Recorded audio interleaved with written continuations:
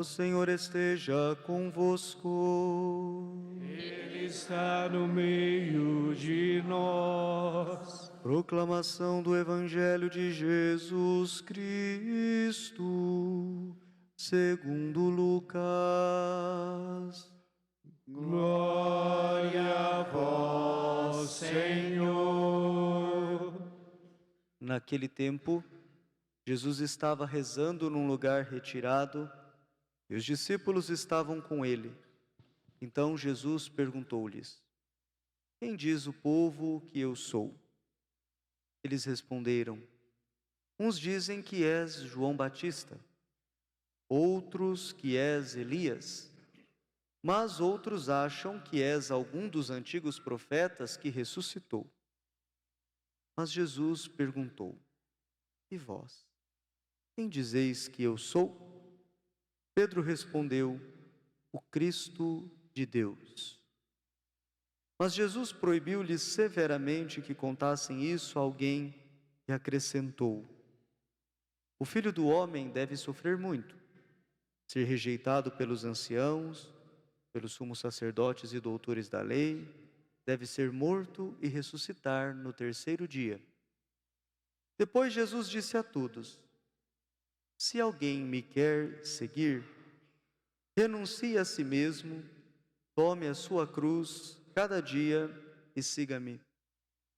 Pois quem quiser salvar a sua vida vai perdê-la, e quem perder a sua vida por causa de mim, esse a salvará. Palavra da salvação. Glória a vós, Senhor. Irão assentar-se, meus queridos irmãos e irmãs.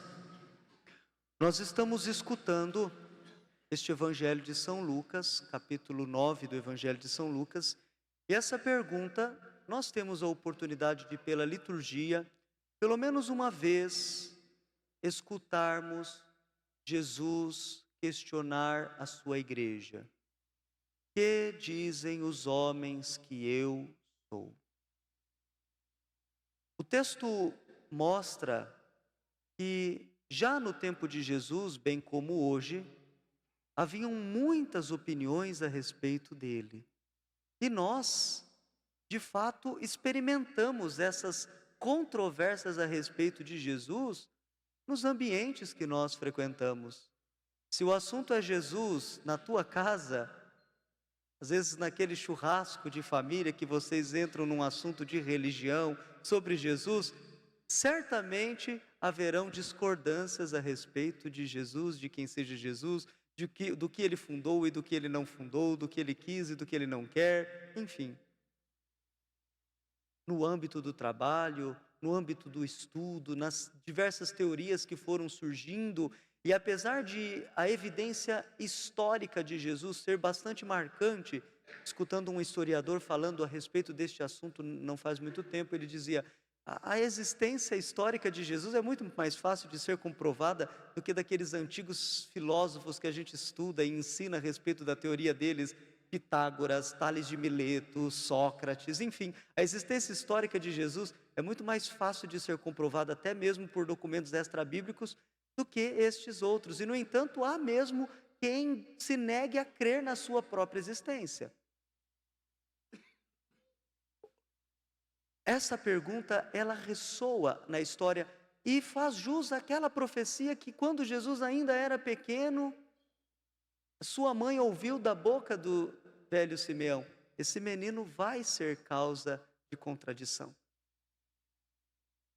Portanto, Jesus entra na história e, de fato, ele suscita diferentes opiniões a respeito dele, sobretudo daqueles que não o compreendem bem. Mas é interessante perceber que Jesus, antes de fazer essa pergunta, há um pormenor que somente o Evangelho de São Lucas coloca. Os outros evangelistas que narram este mesmo assunto, que é Marcos e Mateus, não falam que Jesus, antes de fazer esta pergunta, ele orava. E o Evangelho diz que os discípulos estavam com ele. Esta oração de Jesus é uma oração importante porque é por nós. E este estar com Jesus não significa que os discípulos estavam no mesmo espaço que Jesus. Significa que os discípulos estavam na sua oração, muito mais do que estar perto deles, estavam no seu coração orante, para que aquilo que já Zacarias, na primeira leitura, profetizou acontecesse. O servo do Senhor faria transbordar um espírito de oração, um espírito de fé. Esta oração de Jesus nos mostra que de fato Ele é aquilo que diz a carta aos Hebreus, Ele é o iniciador e o consumador da fé. Jesus rezou para que diante desta pergunta, que dizem os homens que eu sou, e depois da segunda pergunta que é ainda mais importante, e vós, quem dizeis que eu sou, nós sejamos capazes de dar uma resposta convicta, fiel, transformadora, uma resposta de fé, como foi a de Pedro. Jesus rezou por Pedro, e o evangelista Mateus ainda coloca: bem-aventurado és tu, Pedro, porque não foi um ser humano que te revelou isso, mostrando que só pode dar esta resposta quem de fato recebe este Espírito de Jesus, inflamado de fé, não somente movido pelos próprios conhecimentos, ou pelas influências, que são tantas, mas movido por esta moção interior de fé, pode dizer como Pedro: tu és o Cristo. Porque, como eu dizia, assim como naquele tempo se tinha opiniões diversas a respeito de Jesus, hoje também existem. E percebam que na resposta, Pedro vai dizendo que também as pessoas conseguem perceber Jesus como uma pessoa especial. Alguns dizem que é João Batista, outros dizem que é Elias, ou algum dos profetas que ressuscitou. Mostram que Jesus é alguém extraordinário. Já na sua época se notava isso, mas não basta. Não basta dizer que Jesus foi um homem sábio, não basta dizer que ele foi um grande humanista, não basta dizer que ele foi um profeta, como os muçulmanos, por exemplo, dizem que Jesus foi um grande profeta. São aspectos de Jesus, mas não completam aquilo que ele é. É preciso chegar na resposta de Pedro: tu és o Cristo.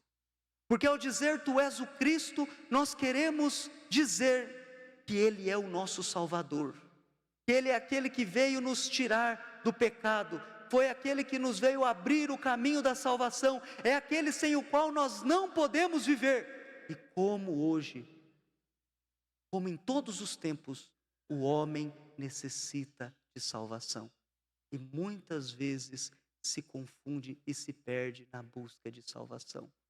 Quantos buscam a sua salvação nos prazeres? Quantos buscam a sua salvação no álcool? Quantos buscam a sua salvação na droga? Quantos buscam a sua salvação em pretensos mestres que ficam por aí influenciando a nossa vida? Hoje nós estamos no mundo dos influencers, em que as pessoas querem entrar na nossa casa, dizer o que fazemos, dizer o que é melhor. Jesus precisa ter espaço na nossa vida.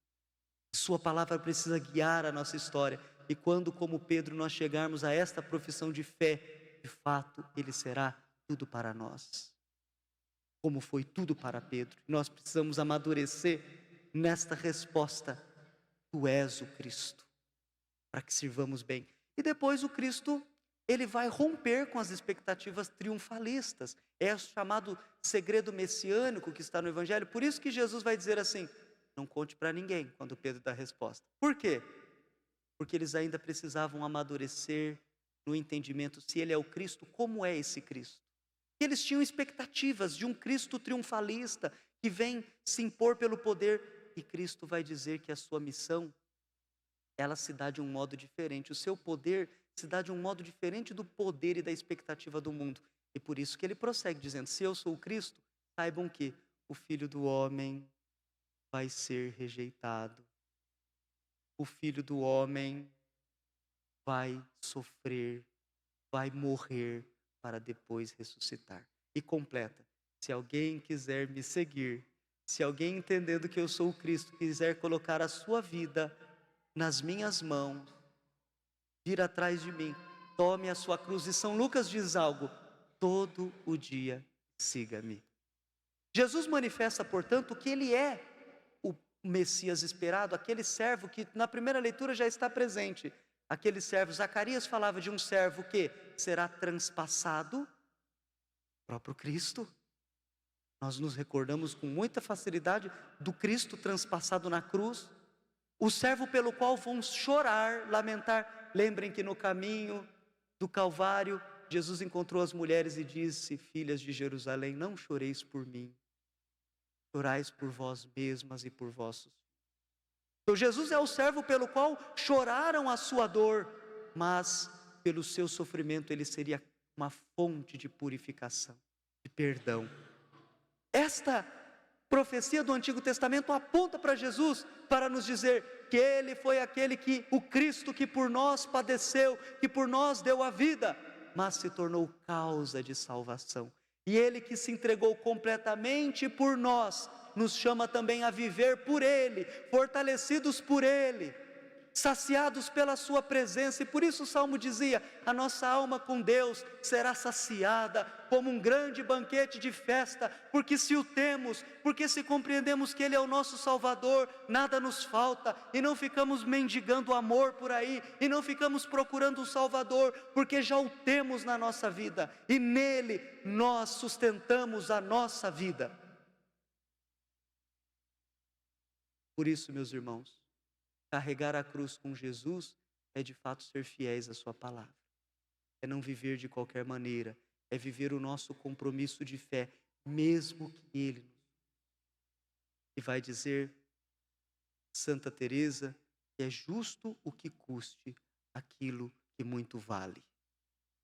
De repente, olhando para o nosso desafio de viver a vida cristã, desafios de ser igreja no mundo de hoje, de testemunhar a fé, de perseverar a fé, os desafios de viver uma vocação específica, o sacerdócio, o matrimônio, enfim, os tantos desafios que nós temos para ser cristão, nós podemos fazer uma pergunta: vale a pena? E o Evangelho nos vai mostrar: vale a vida eterna, porque se como Cristo assumimos a nossa cruz com fidelidade, Filho do homem que morreu e ressuscitou, nos mostra que é na cruz que nós temos a esperança de ressurreição. Não só na cruz dele, mas na cruz nossa, e por ele nós carregamos. Amém.